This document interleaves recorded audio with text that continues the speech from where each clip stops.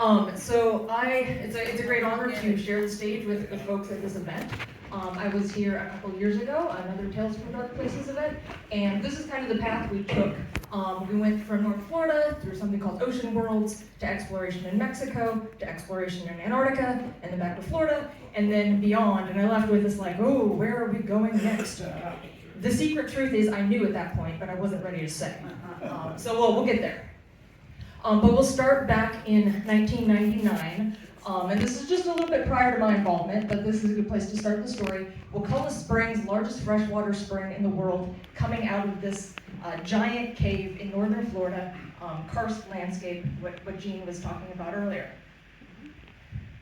So at this point in 1999, cave diving in Wakulla Springs was getting really challenging, not because of all of the normal reasons that cave diving gets challenging, but instead because the passage was too big.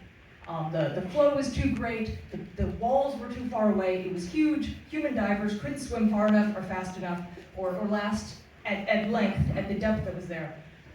So Bill Stone and a bunch of other folks built a really special dive scooter with sonar. All these little black panels you see on there are sonar transducers. And the special thing about this dive scooter is that it could go through these cave passages and map them as it went. So it had to be driven by a human diver who had all kinds of crazy skills and special equipment, but the mapping part was kind of taken care of. So there was all kinds of cool stuff. There was a chamber, there was all kinds of cool stories. The problem was that this still took a lot of equipment and put divers at risk. These folks consume a huge amount of gas. It's just kind of a giant underwater circus.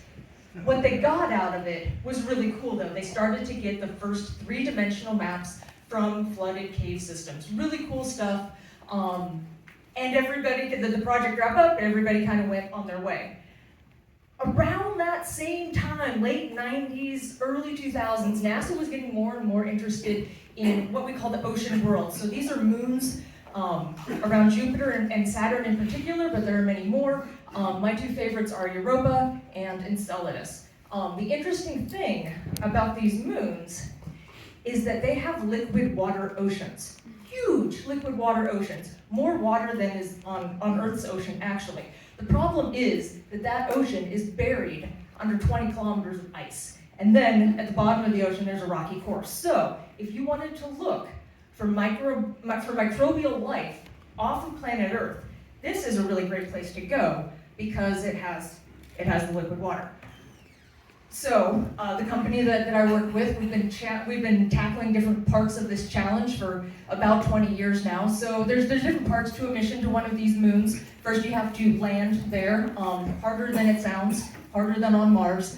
Then you have to drill through the ice. We've done a whole bunch of different projects working on that. But what I'm really going to talk about here are the underwater vehicles.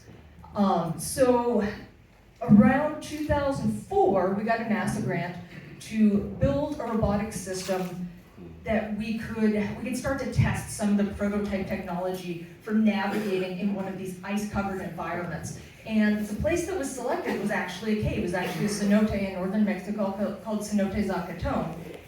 And the robot that was designed to map this place was very similar in some ways to that super-powered dive scooter that Bill made back in the 90s.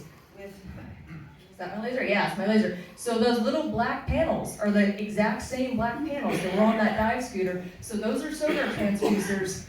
And as the robot, this is just a little simulation, as the robot is descending into the cenote, it's measuring the walls all around it. Really cool device. It takes the human out of the loop. There is no human diver on this. It is navigating its own way and exploring as it goes and following its map back out at the end. The problem is that it is not small, right? It is. This is a large vehicle. We were lifting it into the cenote with a big Skytrack there. You can see kayaks for scale. Cool system. Made one of these 3D point cloud maps. Good stuff. We're gonna keep flying here. The next thing was to go to Antarctica and do something kind of similar. A scientist saw what we did with that first robot and said, actually I work in an ice-covered lake in Antarctica. I would really love this system there. And we said, that sounds awesome, let's do that. So we wrapped our robot up, we sent it down to Antarctica, we drilled a hole through 4 meters of ice at Lake Bonny. We put a special science package on. In the interest of time, we'll just keep going, but basically this is mapping the really unique water chemistry that occurs in Lake Bonny. And we mapped the heck out of that place. So every line you see is a trajectory we took, and every green point is a place where we lowered that sensor package through the entire depth of the water and measured chemistry. Again, this is all autonomous. So data products out of that, this is the first time, scientists have been studying this lake for 40 years. For the first time, they knew what it looked like underneath the ice. I throw this in here because the data gets better over the years. So this is back kind of 2009. This is still kind of really abstract. What we're looking at is a side profile where the Taylor Glacier comes in at the head of the lake. So this is ice face right here, and then all the way back here. This is where kind of the ground, the sludgy ground, meets the glacier. If I describe it, you get what I'm talking about, but it's not really intuitive. The next thing we wanted to do from there was say okay, let's take this show on the road. We like Antarctica a lot. This is pretty cool. Let's get out of tiny Lake Bonny and get out into something real. And we kind of reconfigured that vehicle. It's a lot of the same brains. Oh, how do I go back? Red one. There we go. It's a lot of the same brains, a lot of the same sensors, just a little bit more of a hydrodynamic form factor here. And we took it to the Ross Ice Shelf. Now, Ross Ice Shelf, depending on how you want to define it, is the largest cave on Earth, actually. This is, I keep getting the wrong one. Go back. So this is the size of France. This red blob here. This is huge. This is ocean that is permanently covered by fast ice. So this ice is not changing year to year. This is anywhere from 50 to 100 to hundreds of meters thick. So we built our vehicle, we took it there. And this is kind of the mission parameter here. So we're up on the sea ice, which does kind of come and go year to year. We drop our robot through the little hole. It goes out, it does some mapping on the underside of the ice. I feel really well set up by earlier talks of this. And then it retrieves back out the hole.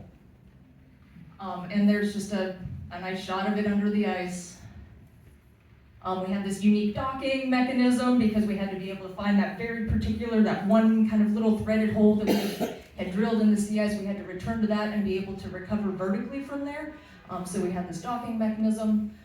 But again, this is a huge robot. We're doing amazing science, but this is not a small or easy to deploy or economic to deploy on a research budget kind of thing.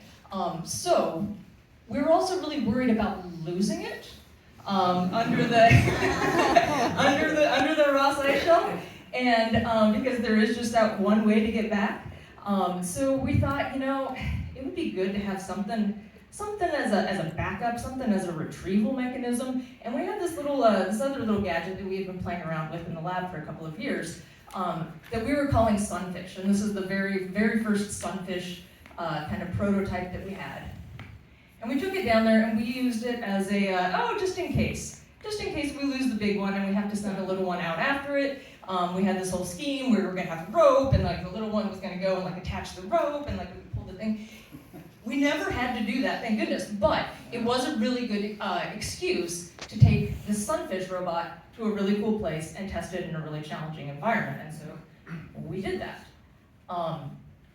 So that project concluded in 2015, and by 2017, we had ditched that big orange one called Artemis, and now we were just running with Sunfish everywhere, and we were trying to think, how can we drive development of this system further and further? Now, this is a company that is founded by cavers, run by cavers. Most of the engineers are cavers. So, of course, our minds turned to cave exploration as one of the most challenging things that you can do with a robot. So, we took Sunfish to a place called Peacock Springs. This is another flooded cave system in northern Florida. There are a couple things about cave exploration that makes it a really interesting, challenging robotics problem. And those are obstacle avoidance. You don't want to run into anything. You have to be able to look ahead where you're going.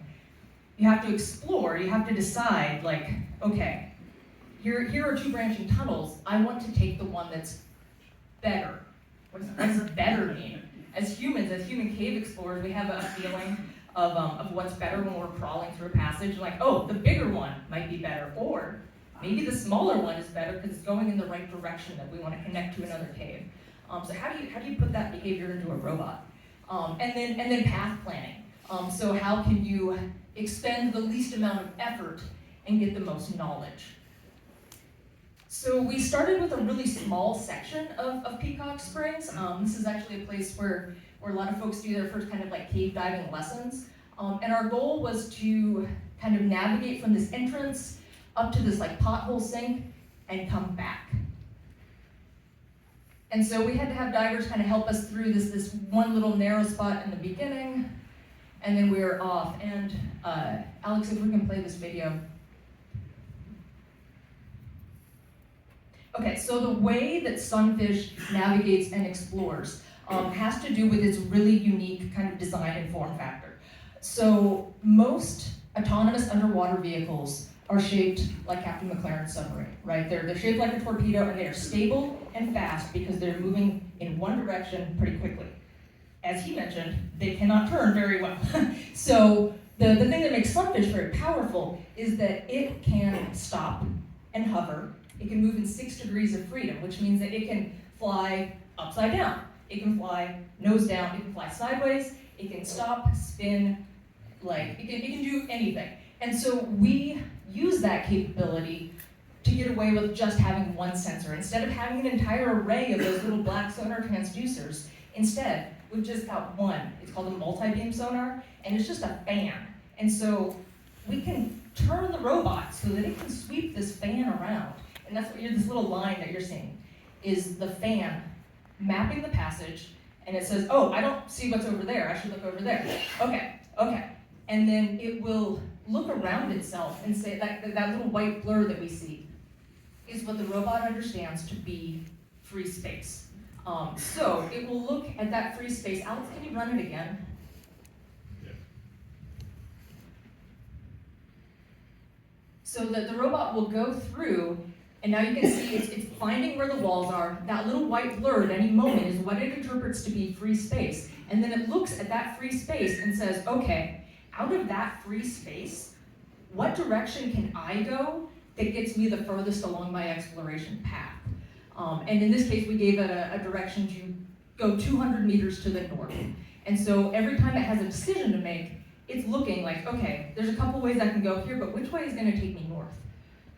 And then it's able to follow its map back much more quickly. So it'll still do that same scanning behavior because it's double checking where it came from. But it is moving a lot more quickly on the return. So just kind of comparing the map, this is you can see that we ran this several times. So all those little red lines are the trajectories, and this kind of green blobby thing is the sonar map that we got. And if you compare that to the hand-drawn map of Peacock Springs, it lines up pretty well.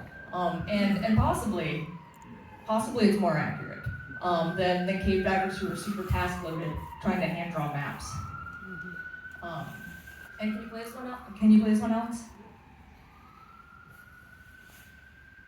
So, media not found. Okay, what this is a kind of a fly-through simulation that starts to really give the feel for what it's like in these kind of like, we can take that 3D data and make it into a mesh that you can fly through. And that's kind of the point where it starts to feel like a real cave for me. I'm not a cave diver, but when I fly through that mesh, all of a sudden I start to see this sonar data as a real cave. So here's kind of where we were, the Florida, Ocean World, Antarctica, all that stuff, beyond. Okay, now what? Peacock Springs, really cool work, really fun project, but it's a very heavily traveled cave diving site. There's a map of the cave, like shellacked onto the diner table just down the street. This is not like new territory by any means. So the next natural step to take this system was a place that was A, unknown, unmapped by humans, and B, just to kind of up the ante, maybe a place where humans couldn't really recover it if it messed up. So that was kind of where we left it. Kind of like noodling on that a little bit. In the meantime, I went on a trip to Cueva Cheve, which is the same state, same kind of region as Bill Steele's working over in Nautla. And while there, I tore my ACL. And it was nowhere near as grueling as Mark and Jessica's ordeal, but it did kind of like, it was a 2-day kind of self-rescue thing. And then I had to go back to the States and get knee surgery, which was a major bummer because like, oh, people are finally going back to Cheve for the first time in 10 years. And there I was sitting on the couch with my knee all wrapped up in this thing, watching Netflix a lot. But it was the best thing that could have happened because on Netflix at that time, at that time, you could watch a documentary about Africa. And in that documentary, I learned about Dragon's Breath Cave. So this is in Namibia, northern Namibia, and the deal was that this cave was found in 1986, and basically it's this huge underground lake, and it goes so deep that human divers physiologically cannot reach the bottom of it. So this was the hottest cave diving lead for like the past 30 years. And we said, wow, that's the place. So we got a National Geographic grant, I got support from a couple other places. We flew lithium batteries into Namibia, which is the hardest part of the whole thing. And there were actually 3 different targets. So the first was this kind of cenote-like feature called Lake Venus, where we kind of like got our feet under ourselves. I'm gonna start to kind of zip through these. The neat thing about Lake Venus was that it was so deep that we actually had to change our navigation strategy. The bottom detector couldn't sense the bottom, and so that kind of messed up our dead reckoning system. So we said, well, sunfish, its whole beauty is that it can fly in any orientation, so we just flipped the thing sideways, and it ascended along the wall, pretending that the wall was the floor. So we started to learn some of these new little strategies as we were exploring. So a very simplistic map of Lake Venus, 3 dimensions. We were luxuriously camped at this very beautiful farm where these things are located. A bunch of folks actually became cavers on this. So a bunch of our software folks were really curious to get down into the cave and see it for themselves. And it's a good thing that they practiced on ropes because the first place that we actually went was called Harrisseed Cave. This was 112 meters shaft, just down to this giant lake. And you can see all these like little question marks here. And when we first started to talk to the divers who had been there, like, oh, which direction do you think we should kind of start to explore? They're like, we don't know. I'm like, what do you mean you don't know? Everybody's got like a sense. And they're like, no, you don't understand. Like, the walls are so far away, like we can't see anything in any direction and the water is perfectly clear. I'm like, well, okay, that doesn't narrow it down at all. So just kind of really cool landscape, getting the gear up to the stuff. To get the robot into the cave, we actually packaged it as if it were a rescue patient. And this is kind of a cool thing. This is a water source that was known in this very arid region for many, probably thousands of years. But in, I don't know, somewhere on the turn of the century, somebody decided this ladder was a pretty awesome way to get down there. We rigged ropes instead. And here comes the robot, and now you can see all the way down this shaft. There's our little sunfish robot. There's all of our gear, kind of yard sailed across the floor. The water was incredibly clear. This was such a beautiful place. So this is like just kind of like a little side pocket passage. Incredible cave. This is the main shaft though. And what you're looking at is this is that main shaft coming down with the ropes, and it just keeps going as if there was no water there. It's just a solid wall.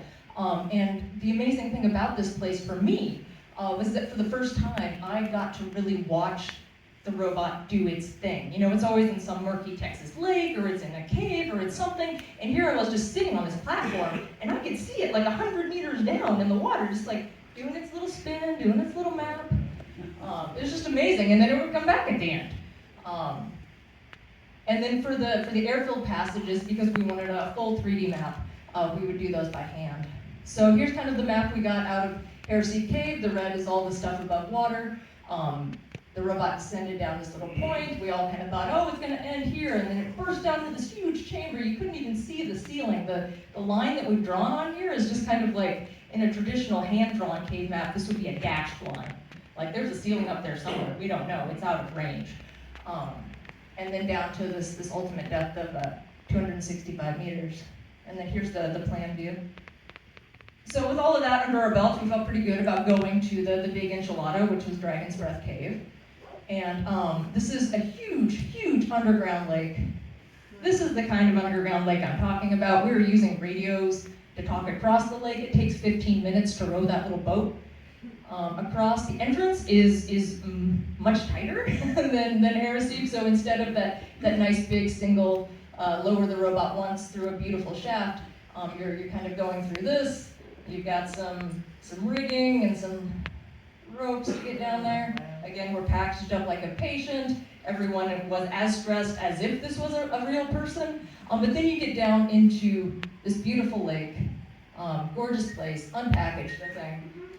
We've got a fiber optic line connected to it so that we can see the data coming back live. Different from the last presentation, this is an autonomous underwater vehicle, so we are not steering this thing. We're simply watching the data that comes back.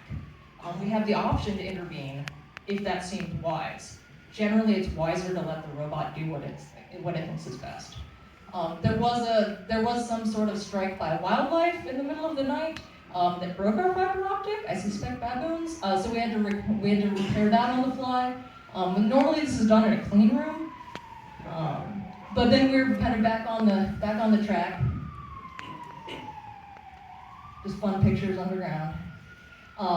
Kind of the far side of that lake, where it's quite shallow here. Most of it's quite deep.